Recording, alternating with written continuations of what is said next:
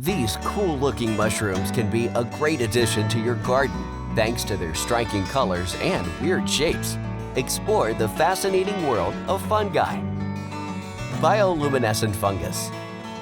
The bioluminescent fungus is a special mushroom that can produce soft, greenish light.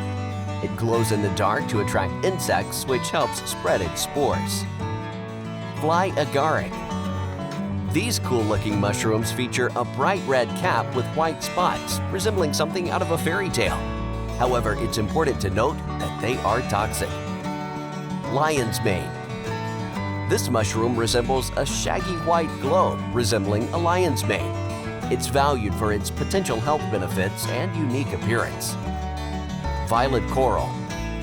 Resembling a cluster of vibrant violet coral, this mushroom stands out with its unique color and shape. It emerges from soil or decaying matter.